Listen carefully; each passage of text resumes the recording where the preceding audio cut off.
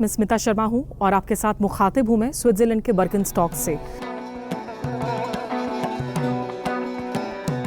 यहां पर 2 दिनों की शांति वार्ता का आयोजन किया गया। स्विट्जरलैंड ने इसकी मेज़बानी की।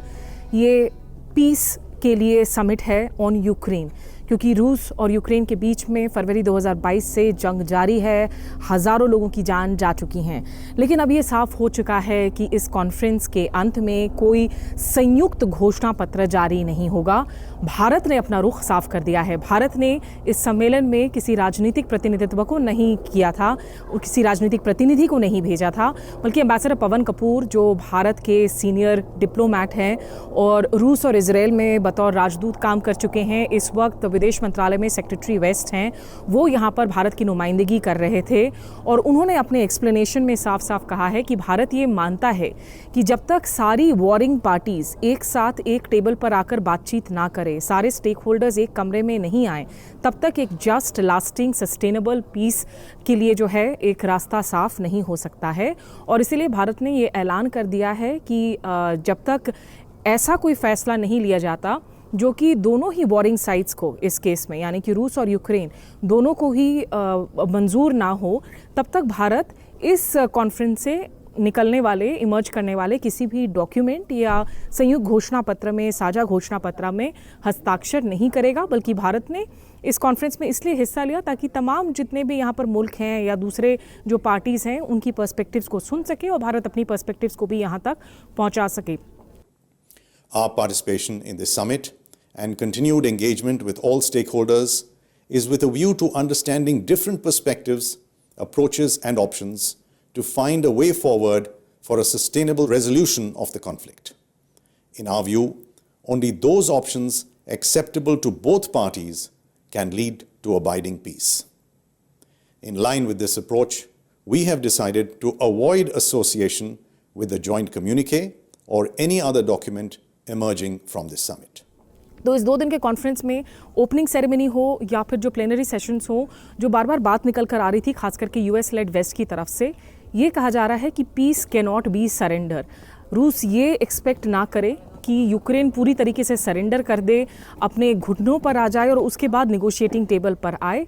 अगर निगोशिएशंस होने हैं तो वो एज इक्वल्स करने होंगे, उसमें म्यूचुअल रिस्पेक्ट होना होगा। और अमेरिकी उपराष्ट्रपति कमला हैरिस ने ज़रूरी बात कही थी कि अगर आपका कोई ताकतवर पड़ोसी मुल्क आपको इन्वेड करता है और दूसरे लोग उसके खिलाफ आवाज़ नहीं उठाते हैं, तो इससे फिर दूसरे कई ऐसे मुल्क इम्बोल्डन हो जाएंगे इस तरह के कदम उठाने के लिए। तो कहीं ना कहीं एक वेल्ड रेफरेंस चाइना की ओर भी था। We see that those who are not here, they see what is happening. They see that this is the momentum and peace formula, and Ukraine is building peace around principles of UN Charter. It really brings us forward. So I cannot tell you when the war will end. It's not in my hands. But I know that we are making some major steps towards restoring just and lasting peace. These are 2 key words: just and lasting. Not peace at any expense. बहरहाल इस 2 दिनों के शांति वार्ता में expectations लो की ही थी, तमाम यहाँ पर मौजूद लोगों की और जर्नलिस्ट की जिनसे हम बात कर रहे हैं।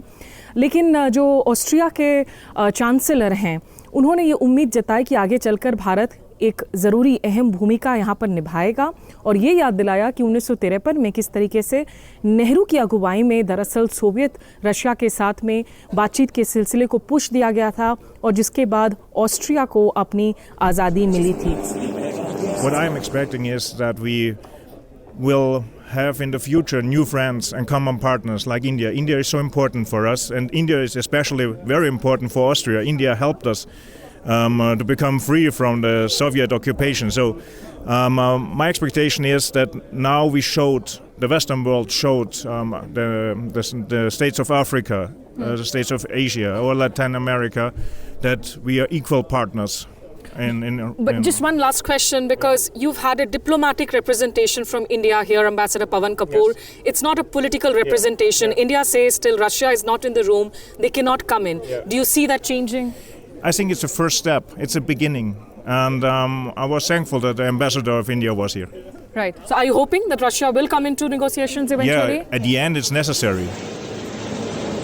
तो भारत तुर्की, सऊदी, चीन जैसे तमाम ऐसे देश हैं जिनका होना इस कमरे में बहुत ज़रूरी है। चीन तो खैर यहाँ पर आया ही नहीं था, तुर्की के फॉरेन मिनिस्टर यहाँ पर आए हुए थे, क्योंकि जो ग्लोबल साउथ के देश हैं, जो मिडिल इनकम इकॉनमीज़ हैं, जो यूएस लेड वेस्ट के एग्जैक्टली जो हैं अलाइंड कंट्रीज़ नहीं हैं, उन लोगों के साथ की ज़रूरत है इस वक्त यूक्रेन को ये दिखाने के लिए कि उन्हें पूरे दुनिया भर की बैकिंग है रूस के खिलाफ इस युद्ध में।